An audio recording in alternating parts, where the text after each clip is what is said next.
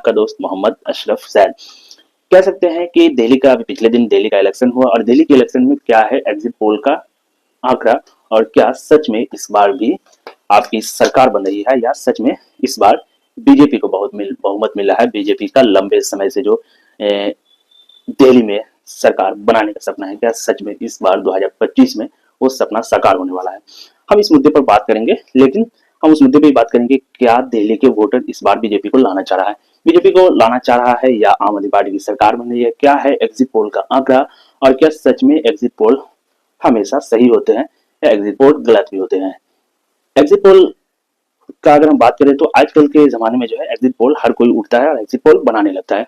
क्योंकि होता ही है ना कि एग्जिट पोल में जो है आपको ज्यादा कुछ करना होता नहीं है, किसी से आप एक माइक पकड़ लो, किसी से राय ले लेना है और वो राय झूठ भी होता है। अक्सर हमने देखा है अपने गांव में जो एक चुनाव हो रहा था अभी लोकसभा का, तो बहुत लोग दे के आया था किसी और को वोट जो है, लेकिन वो जब बाहर निकला वोट देकर तो जो है मैं खुद वहां पे मौजूद था, तो जब देखा तो वो उनका बोलना था कि मैं इस पार्टी को वोट दिया, लेकिन सच में वो उस पार्टी को वोट नहीं दिया था या उस पर्टिकुलर कैंडिडेट को भी वोट नहीं दिया था। तो ये आंकड़ा जो है इंसान गलत होता है और प्रीवियस में भी एग्जिट पोल का जो आंकड़ा था वो गलत हुआ है, गलत साबित हुआ है।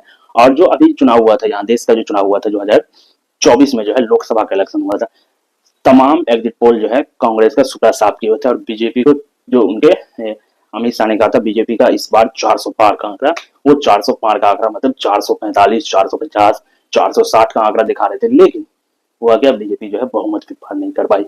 लेकिन क्या सच में इस बार दिल्ली में बीजेपी की सरकार बनने या फिर से दिल्ली को मिलने वाला है एक नया मुख्यमंत्री या फिर से दिल्ली की नसीब में आम आदमी पार्टी की सरकार बनने जा रही है और फिर से वो दिल्ली को आपका मुख्यमंत्री मिल रहा है। इस बारे में जो है हम बात करेंगे और इस बारे में भी हम जानना चाहेंगे कि दिल्ली में सबसे पहले इलेक्शन कब हुआ था। क्या आपको मालूम है दिल्ली में सबसे पहले इलेक्शन कब हुआ था? इस वीडियो में बताऊंगा, लेकिन अगर आपको पता है तो कमेंट कर सकते हैं। दिल्ली में सबसे पहले इलेक्शन जो हुआ था उसकी बात करें तो दिल्ली में सबसे पहले जो इलेक्शन हुआ था 1993 में इलेक्शन हुआ था। फर्स्ट इलेक्शन दिल्ली में 1993 में हुआ था। आपको ऐसा लगता होगा कि दिल्ली में जो है दिल्ली में जो है तीन ही पार्टी चुनाव लड़ रही, मतलब बीजेपी और आम आदमी पार्टी और कांग्रेस, लेकिन ऐसा नहीं है। दिल्ली में जो है बहुत सारी पार्टी चुनाव लड़ रही है। ये तीन बड़ी पार्टी है और इन तीन बड़ी पार्टियों में से ही किसी की सरकार बनती है।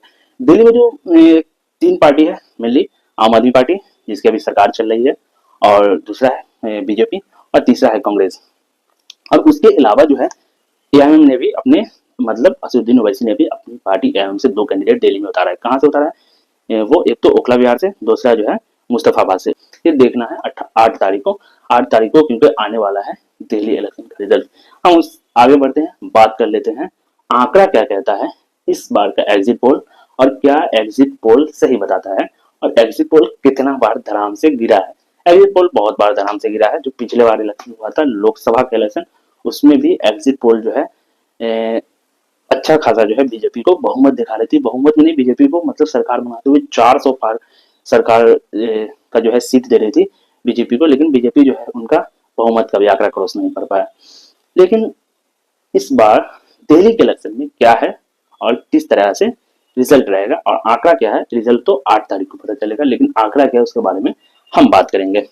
बात कर लेते हैं दिल्ली में जो है वोटिंग परसेंटेज की अगर हम बात करेंगे तो दिल्ली में इस बार जो है 60.44% वोटिंग हुआ।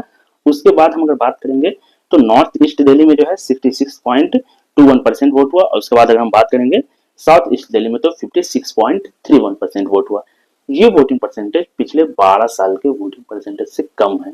क्या इस बार बहुत सारे लोगों को कोई कैंडिडेट पसंद ही नहीं था, या उन्हें आप भी पसंद नहीं था, क्या उन्हें कांग्रेस भी पसंद नहीं था, उन्हें बीजेपी भी पसंद नहीं था। बहुत बार ऐसा होता है, मैंने गांव में भी सुना है कि अगर किसी को कोई कैंडिडेट मतलब इलेक्शन से पसंद ही नहीं होता, उनको लगता है कि इलेक्शन में कोई भी जीते हमारा तो कुछ होने वाला है नहीं, हमें तो जो काम करके खाना होगा तो हम करेंगे ही वो, तो और हमारा विकास नहीं होने वाला है, या हमें एक अच्छी सड़क भी नहीं मिल सकती, पानी भी नहीं मिल सकता है, शिक्षा भी नहीं मिल सकता है, जो मूलभूत अधिकार है लोगों का।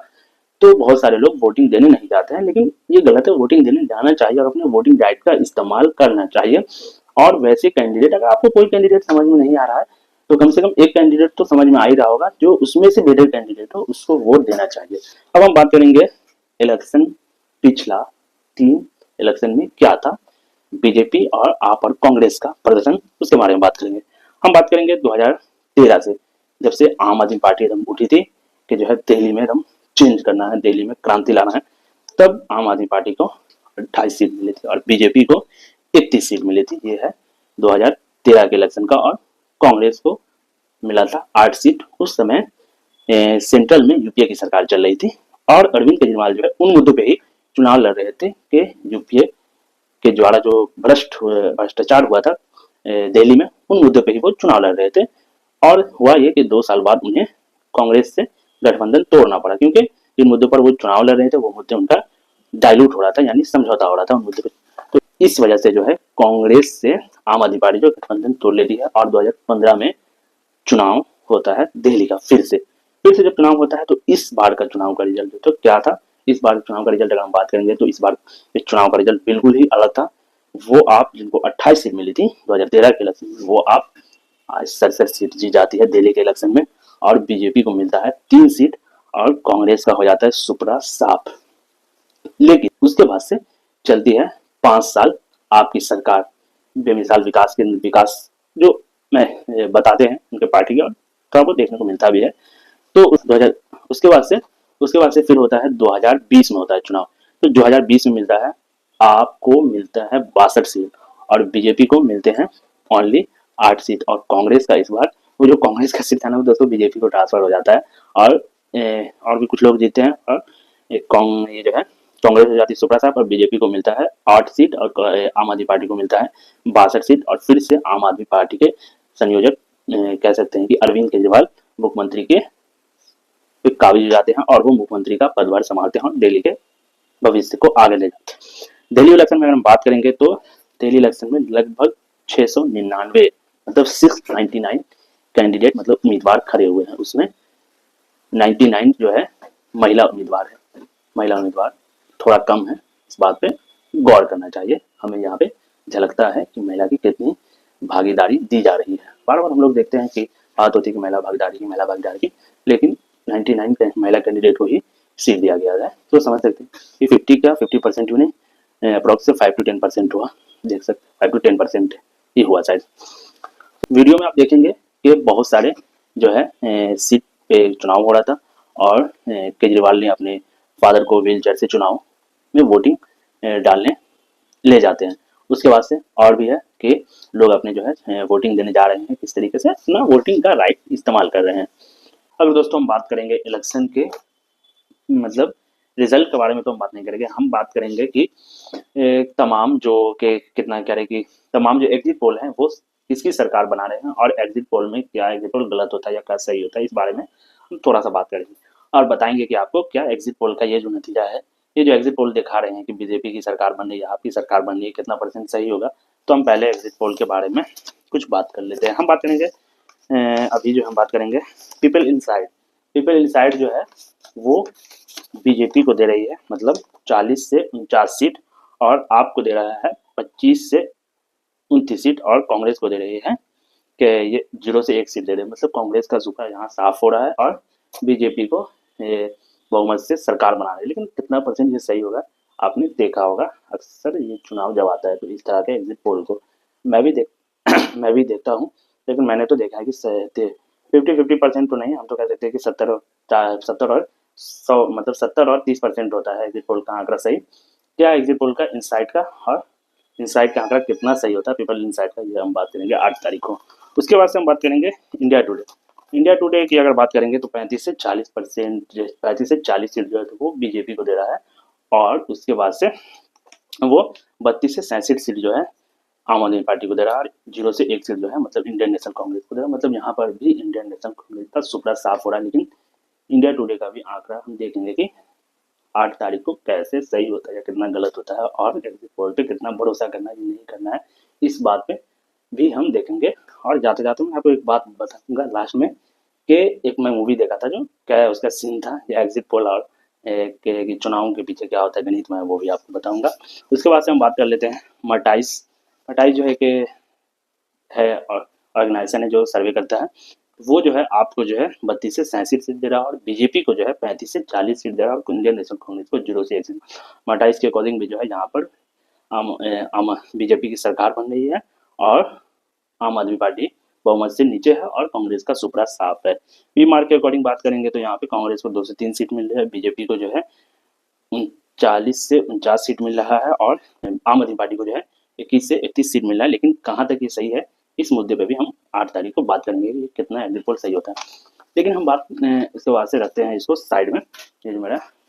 अब हम बात करेंगे कि क्या एग्जिट पोल कितना सही होता है, कितना गलत होता है। एग्जिट पोल की अगर हम बात करें ना, तो एग्जिट पोल का 70 और 30% का मतलब मेरे हिसाब से जो आंकड़ा होता है वो सही होता है।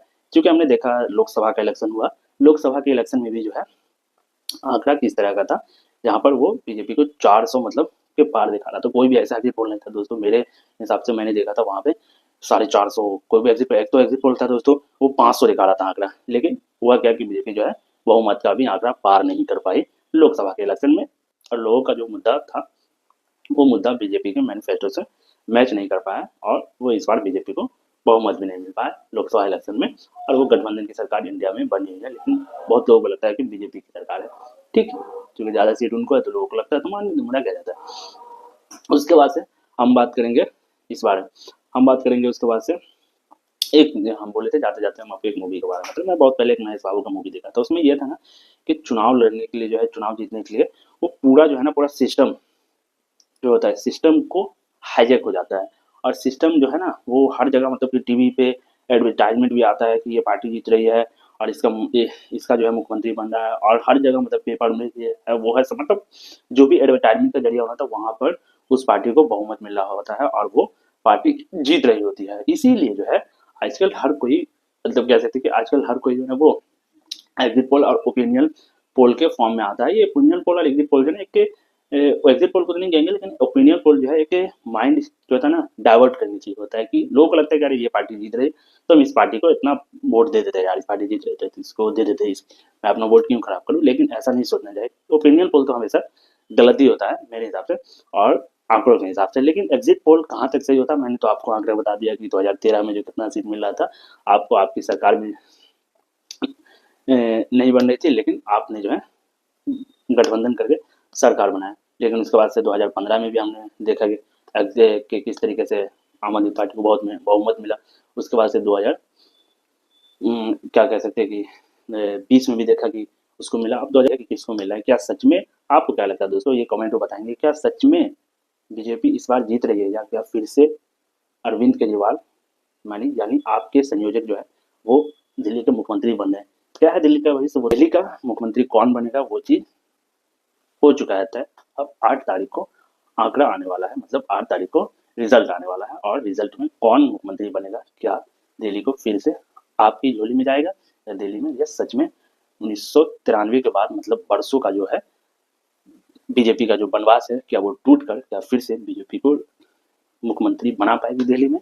जिस तरीके से सेंट्रल में बीजेपी की सरकार है, तो गठबंधन की सरकार है, क्या सच में बीजेपी फिर से वहाँ सरकार बना पाएगी, या सरकार कांग्रेस बना पाएगी। कांग्रेस तो मेरे हिसाब से नहीं है बना पाएगी, क्योंकि तमाम एग्जिट पोल और 5 साल से जो एग्जिट पोल, मतलब 10-15 साल से जो एग्जिट पोल आ रहा, सब में कांग्रेस की सरकार बनी भी नहीं थी, और उसके बाद से उनको उतना सीट भी नहीं मिला है।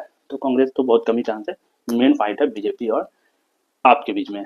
एक सीट की जो मैं बात कर रहा था, 1-2 सीट की, जो एआईएमएम ने अपना कैंडिडेट उतारा है ओखला से एआईएमएम ने अपना, और यहाँ पर कड़ी फाइट होने वाली है।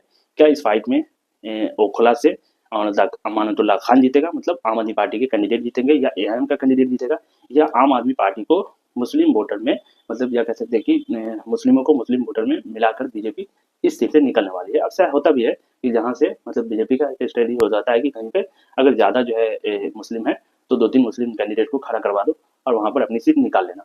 लेकिन क्या ये आंकड़ा सही होगा, क्या ये आंकड़ा गलत होगा, ये तो 8 तारीख को हमको पता चलेगा। लेकिन इस मुद्दों पर कि जनता ने किन मुद्दों पर इस बार वोटिंग किया है, अगर जनता ने विकास के मुद्दों पर वोटिंग किया होगा, अगर जनता ने अच्छा एजुकेशन और अच्छी व्यवस्था, अच्छा शासन और दिल्ली को आगे ले जाने के बेस पे अगर वोट किया होगा, तो आप समझ सकते हैं कि कौन पार्टी जीतने वाला है। अगर जनता ने, क्या कह सकते हैं कि अगर धार्मिक मुद्दों पर वोट किया होगा, जो अक्सर होता है, तो आप समझ सकते हैं कि कौन जीत रहा होगा। बट हम देखेंगे 8 तारीख को कौन जीत रहा है। तब तक चलते हैं।